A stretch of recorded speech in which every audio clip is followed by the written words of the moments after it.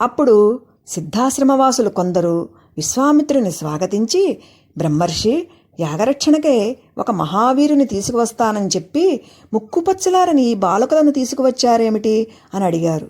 విశ్వామిత్రుడు చిరునవ్వుతో, వీరు కోసలాధీశుడైన దశరథరాజ నందనులు, రామలక్ష్మణులు.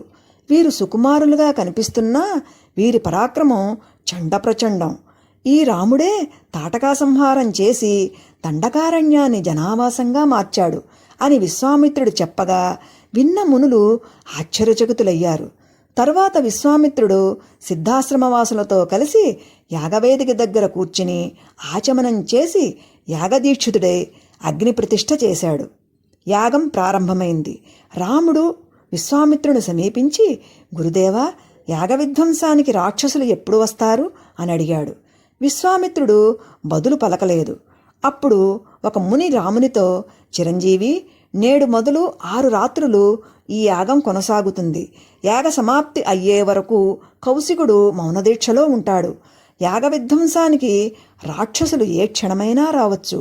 మీరు యాగ సమాప్తి వరకు అప్రమత్తులై ఈ కృతరక్షణాభారం వహించాలి అని మౌనం వహించాడు. రామలక్ష్మణులు యాగరక్షణ చేస్తున్నారు. ఉదాత్తానుదాత్త సరిత సంపన్నమైన వేదఘోషతో సిద్ధాశ్రమ పరిసరాలు ప్రతిధ్వనిస్తున్నాయి. నిర్విరామ ఆజ్యాహుతులతో విశ్వామిత్రుడు సకల దేవతలను సంప్రీతులను చేస్తున్నాడు. యాగం నిర్విఘ్నంగా కొనసాగుతోంది. రామలక్ష్మణులు నిద్రాహారాలు మాని అలుపు అలసట లేకుండా యాగరక్షణ చేస్తున్నారు. ఏ ఆటంకం లేకుండా 6 రాత్రులు గడిచాయి. ఇంతలో ఆకాశంలో వింత శబ్దాలు వినపడ్డాయి. లక్ష్మణ, రాక్షసులు యాగవిధ్వంసానికి వస్తున్నట్లుంది, నువ్వు అప్రమత్తంగా ఉండు అని రాముడు లక్ష్మణుని హెచ్చరించి ఒక బాణాన్ని మంత్రించి వదిలాడు. ఆ బాణం అనేక బాణాలుగా మారి యాగవేదికపై సరపెందిర వేసింది. మారీచ సుబాహులు అనుచరవర్గంతో వచ్చి విశ్వామిత్రుడు చేస్తున్న యాగాన్ని చూసి వికటాట్టహాసం చేశారు.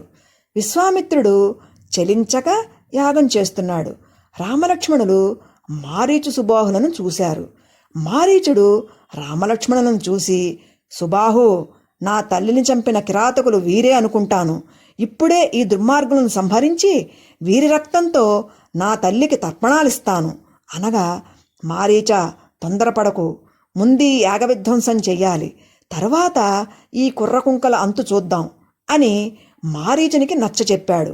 తర్వాత వారిరువురు కుండలతో రక్తమాంసాలు హోమకుండంలో పోస్తున్నారు. అవేమీ హోమకుండంలో పడక శరపందిరిపైనే పడుతున్నాయి. మారీచ సుబాహులకు ఆశ్చర్యం. తిరిగి ఎముకలు కపాలాలు వేశారు. అవన్నీ శరపందిరి మీదే పడుతున్నాయి.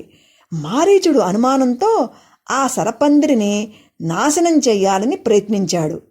అది అతనికి సాధ్యం కాలేదు.